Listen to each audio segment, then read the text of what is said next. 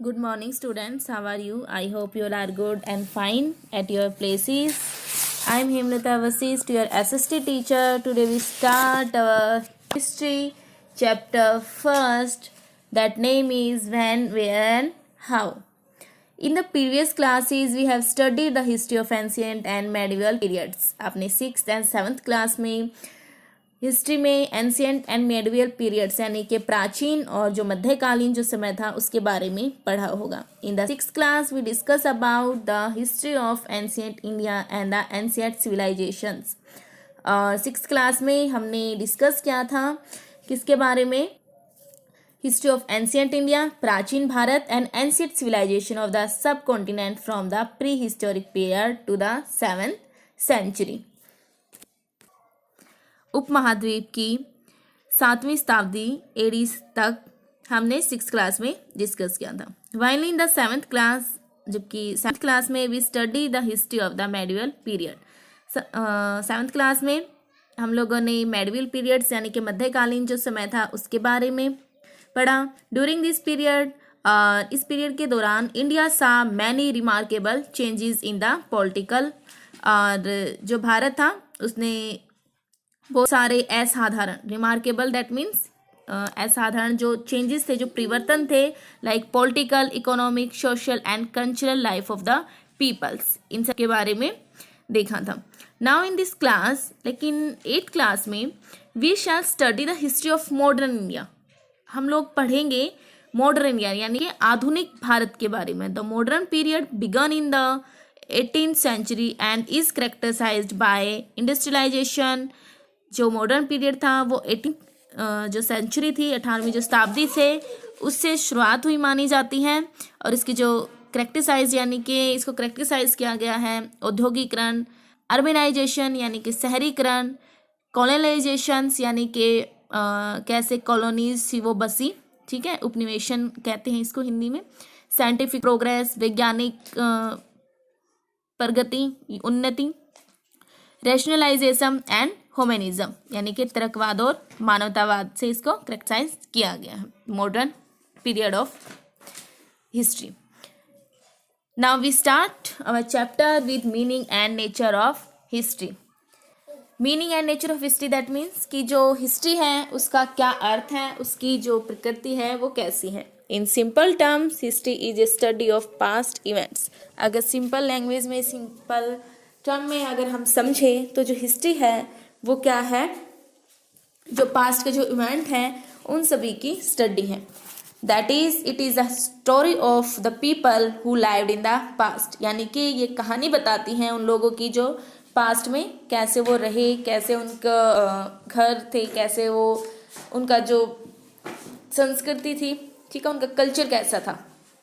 In fact history is a record of people. अगर हम totally कहें तो हिस्ट्री क्या है? रिकॉर्ड ऑफ पीपल, लोगों का record, places and events of the past arranged in a chronological order. Tell us the story of our ancestor.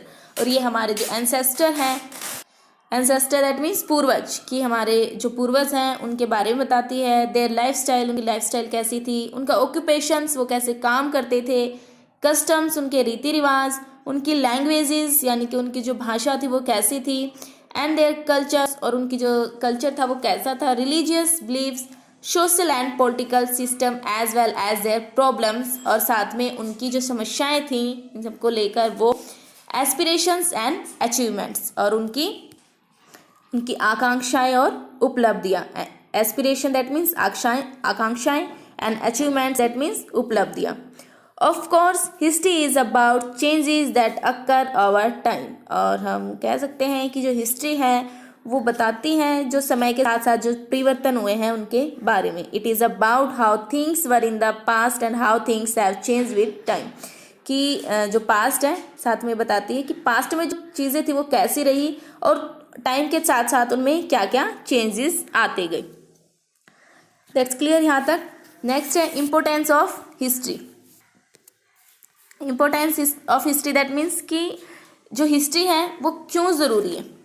The study of history is very important for us. History का जो study है वो हमारे लिए बहुत ही ज़्यादा इम्पोर्टेंट है। Most branches, ज़्यादा सा इस जो ब्रांचेज है या इसकी जो शाखाएं हैं ऑफ सोशल साइंस, सामाजिक विज्ञान की, other than history tell us about the world in the present, की जो हिस्ट्री है वो बताती है कि प्रेजेंट में सोशल साइंस की अदर जो ब्रांचेज हैं वो भी हमें बताती हैं कि जो वर्तमान में जो समय है हिस्ट्री के अलावा कि वो कैसा है। But history help us to understand how this present evolved, लेकिन जो हिस्ट्री है वो हेल्प करती है ये समझने में कि जो प्रेजेंट है यानी कि जो आज का जो टाइम है, वर्तमान है, वो कैसे विकसित हुआ। It tell us about the past of the present, और ये हमें बताती है कि जो पास्ट है यानी कि जो भूतकाल था उसका प्रेजेंट कैसा रहा है। With the help of history we are able to know about the art, और हिस्ट्री की हेल्प से हम ये जानने के लिए एबल हो जाते हैं, एबल दैट मीन्स योग्य होते हैं कि किसके बारे में, art, architecture, literature, customs, religions etcetera, यानी कि कला, शिक्षा, रीति रिवाज और धर्म आदि के बारे में हमें पता चलता है। So it is helpful in gaining knowledge of the continuous development of human culture and civilization. इसीलिए यह हेल्पफुल है गेनिंग नॉलेज यानी कि ज्ञान को बढ़ाने में, ऑफ कंटिन्यूअस डेवलपमेंट और लगातार विकसित करने में, of human culture and civilization, मानव सभ्यता और उसकी कल्चर को।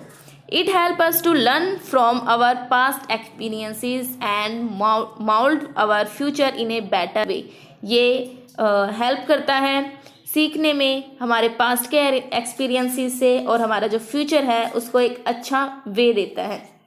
The study of history help us to understand the basic nature of society, और इतिहास का जो अध्ययन है वो हेल्प करता है समझने में हमारी जो सोसाइटी की जो बेसिक नेचर है यानी कि उसका जो आधारभूत जो प्रकृति है उसको समझने में हेल्प करता है।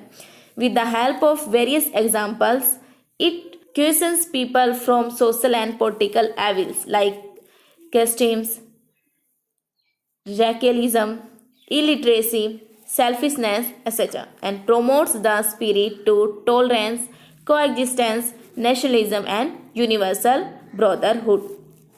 That means